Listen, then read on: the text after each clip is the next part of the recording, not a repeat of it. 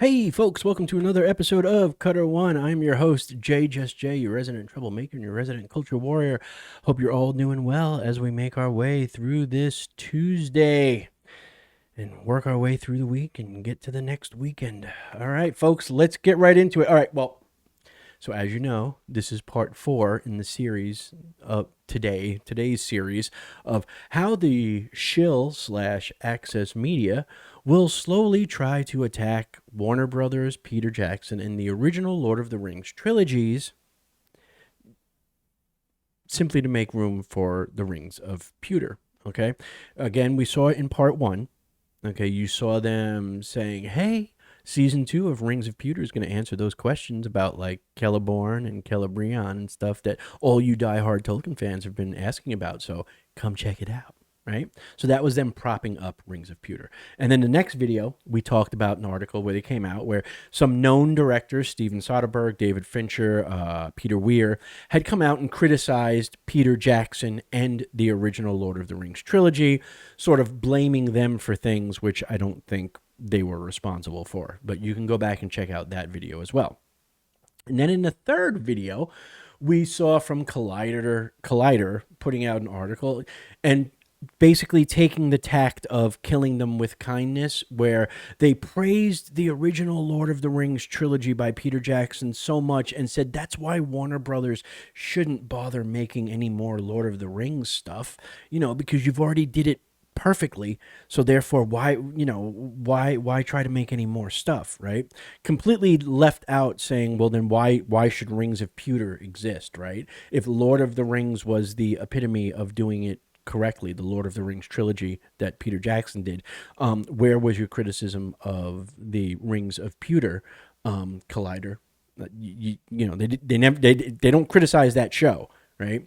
Even though that is also in Middle Earth and adapting Tolkien's work, but you don't see them sitting there going, well, Peter Jackson did it so perfectly that, you guys shouldn't be doing this series. No. It's about knocking down Peter Jackson, the original trilogy, and Warner Brothers, not about, defending Tolkien, his work, or adaptations, right? So now here we are in part 4 for today. And in this part, we're going to see another shill access media site literally turn around and try to say that if Tolkien were alive, he would hate Warner Brothers for what they've done to Middle Earth and Lord of the Rings. And I guarantee you that there will be almost no mention of Rings of Pewter, right? But they're going to point out how Tolkien would see Warner Brothers and their adaptations, okay? But we're not going to mention Rings of Pewter. So let's get right into it. This is coming to us from Anthony Lund over at movieweb.com. All right. And it says why J.R.R. Tolkien would have compared Warner Brothers to his villains for their Lord of the Rings plan. Warner Brothers' plan for a Lord of the Rings universe may be good news for some, but it is not something J.R.R. Tolkien would have likely approved of. Now, I would agree with that on the face of that statement, but I would say that he also would not have approved of Amazon and what they're doing and turning it into a series, and a shitty series at that. But I digress. Let's see what Anthony has to say. There are many people who have some very strong opinions on how J.R.R. Tolkien's Tales of Middle-earth should be handled. With Warner Brothers Discovery having announced plans to develop a whole new wave of movies based on the author's work, which will be running alongside the multiple planned seasons of Prime Video's The Lord of the Rings, The Rings of Pewter, the real question is exactly what would Tolkien himself have thought of the grand plans to expand the Lord of the Rings universe in the coming years. For anyone who knows some of the subtext behind Tolkien's The Lord of the Rings, particularly the parts that relate to the wheels of industry ripping up and destroying the earth for advancement, greed, and power, it's clear to see that Tolkien would have thought of the mighty WBD, Warner Brothers, and their merciless wringing of his work for financial gain. There is clearly no way that Tolkien's world will be allowed to remain a thing of written text only. And what has been adapted so far is just the tip of the iceberg. Okay, so there you sort of have it, right? Like they literally mention the Rings of Power, right? That you have these two competing things involving Tolkien's universe and Tolkien's world. But they specifically mention that he would be upset with Warner Brothers. They've already done that, and we are literally 2 paragraphs into the story so far. But let's continue. How did Tolkien's villains mirror those profiting from his work? Many characters in Tolkien's Middle-earth are less than open about their motives and purpose in the plot. However, 2 central villains in The Lord of the Rings are an almost perfect embodiment of big studios plundering the author's stories to provide themselves with streaming content and, now, more big-screen movies. Sauron, the creator of the One Ring and the titular Lord of the Rings, is a source of malevolence and designs on making over everything in Middle-earth. From the land of Mordor, Sauron commands his armies of orcs and Nazgul to do his bidding, which includes attempts to regain the One Ring that will enable him to control all of Middle-earth. Alongside the threat of dominance from Sauron, there is also the wizard Saruman. Once a force for good, the White Wizard has been corrupted by the power of Sauron by the time The Lord of the Rings tells its story. From the Tower of Isengard, Saruman oversees the desecration of Middle-earth's land in order to make his Uruk-hai, they spelled it wrong, pits and other industrious machines that he intends to use to wage his own war. While Warner Brothers may not be the warmongers of Tolkien's creation, there are many avid fans of the late author's books and rich histories of Middle-earth that are less than pleased with the idea of the studio delving back into the franchise to gain more money from the world that many have come to love in their minds rather than from the versions that have been put on screen so far. J.R.R. Tolkien's perfectionism would not have been on board with WBD's new plans. I think it's Warner Brothers Distribution is what the WBD stands for. While many people consider Peter Jackson's The Lord of the Rings trilogy to contain some of the most breathtaking pieces of cinema ever put on the big screen, one person who did not appreciate the movie was Tolkien's son, Christopher Tolkien. Having spent many years compiling the histories of Middle-earth from the extensive notes and writings of his father, there is probably no one closer to the work than the author's own son, who, as the head of the Tolkien estate, tried for many years to ensure that his father's meticulously crafted legacy did not simply become another exploited and overly stretched movie universe. The latest announcement from Warner Brothers Discovery, which suggests the new plans will see The Lord of the Rings being turned into something akin to the sprawling Star Wars universe, is certainly a long way from what Tolkien would have wanted for the world, people, and events he so meticulously and precisely developed to the finest details.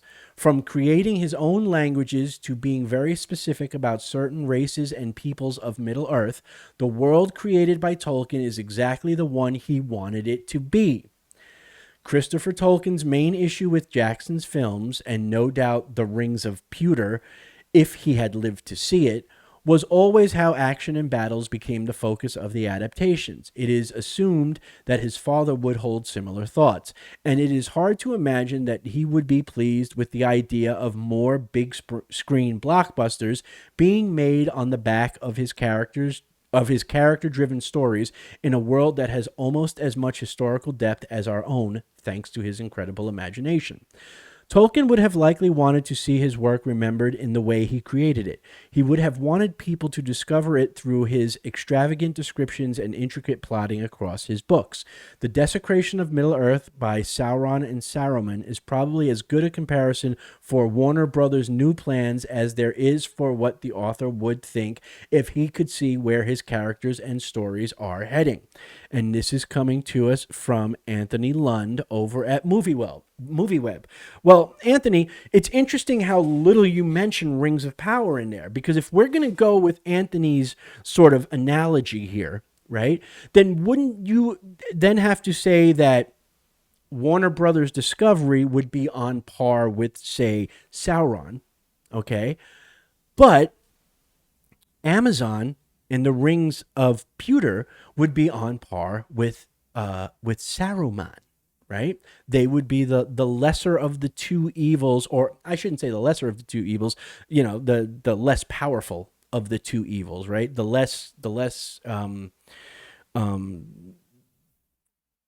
to be taken seriously of the two evils, right? But notice how that wasn't in the article. The only thing we get mentioned by name is Tolkien would not have agreed with Warner Brothers Discovery. Tolkien would not have agreed with Warner Brothers Discovery. Yeah, Rings of Power is out there, and Christopher Tolkien may not have agreed with that, which ironically enough, it's interesting how things were announced and released after his death, right? Not before. But we don't, I'm sorry, excuse me.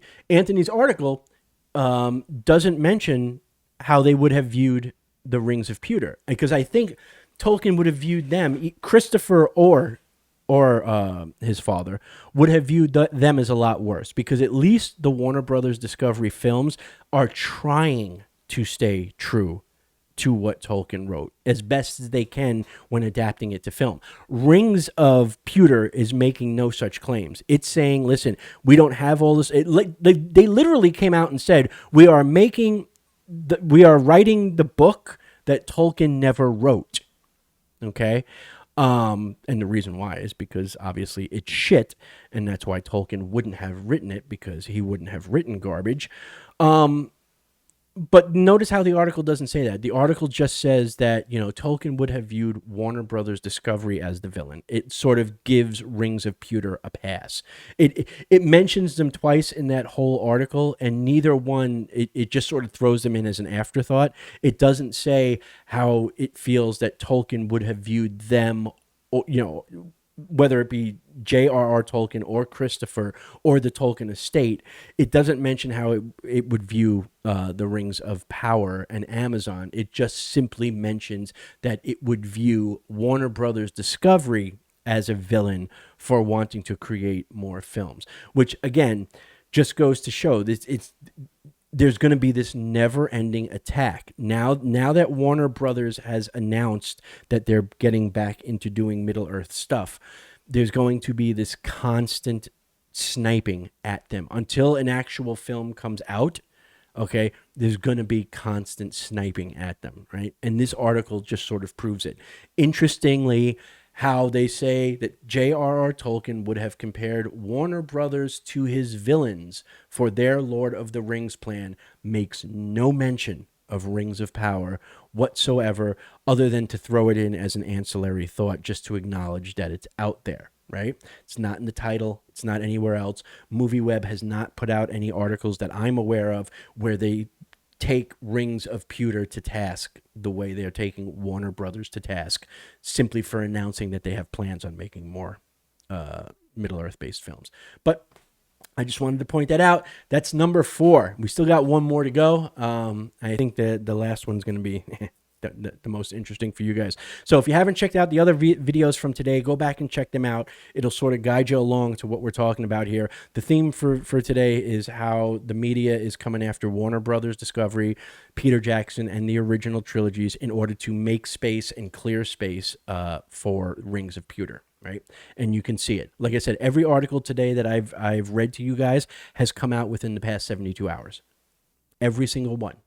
That's not coincidence, okay? We've got articles from Startifacts so far. We've had articles from CBR so far. We've had articles from Collider.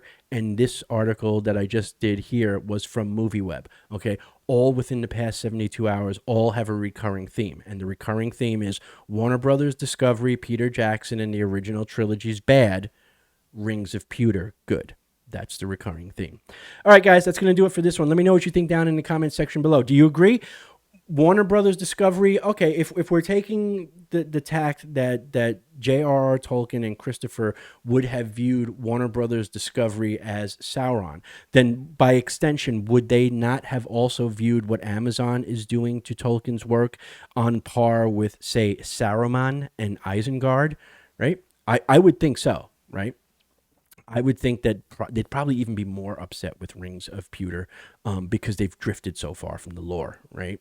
But that's just my take. Let me know what you guys think down in the comment section below.